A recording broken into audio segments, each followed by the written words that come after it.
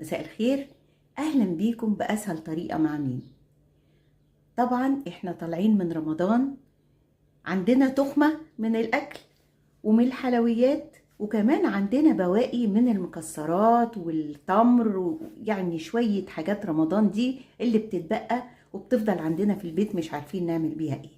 النهارده هنستغلها ونعمل بيها براونيز جميله جدا، ومع ذلك هي دايت خفيفة جدا، ما فيهاش لا دقيق ولا سمنة ولا زيت ولا سكر، حاجة كده روعة تنفع للناس اللي عايزة تعمل دايت، هتنفع كمان لمرضى السكر ربنا يشفيهم. فاحنا هنعملها النهاردة بطريقة سهلة وبسيطة، مش هتاخد منك 5 دقايق. يلا بينا نشوف هنعملها ازاي. بسم الله الرحمن الرحيم. في الكبة بتاعتي هحط مج مليان من التمر، وهحط عليه مكسرات، شوية مكسرات بقى زي ما انت عايزة، وهضربهم كويس جدا. خلاص ضربتهم كويس جدا، هحط عليهم بنفس المج كاكاو خام اللي هو ما فيهوش سكر، ومعلقة كبيرة عسل ابيض، وهضيف عليه كمان معلقة من بيكنج باودر، ونضيف كمان بيضتين وعليهم رشة فانيليا. مكوناتنا سهلة وبسيطة، وكمان سعراتها قليلة جدا. هزود على الخليط شوية لبن كده، تقدري تقولي نص كوباية لبن خالي الدسم، وهرجع اضرب تاني.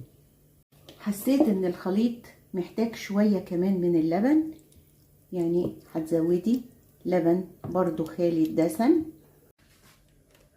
هصب بقى الخليط بتاع الكيكة في صينية انا دهناها مادة دهنية خفيف جدا.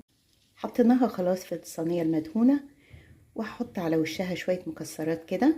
لو عندك، ما عندكيش مش مشكلة، ممكن تحطي شوكليت شيبس، ممكن تحطي قطع شوكولاتة دارك، او ممكن ما تحطيش حاجة خالص.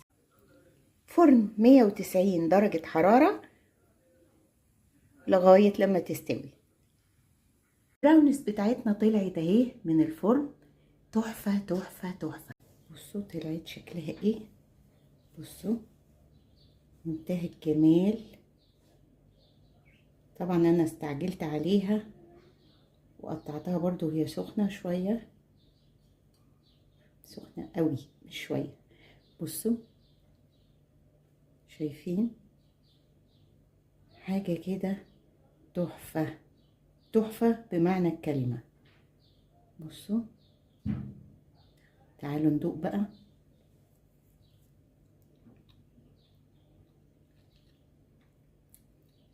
يا نهار ابيض، في منتهى الجمال، والله حلوة جدا.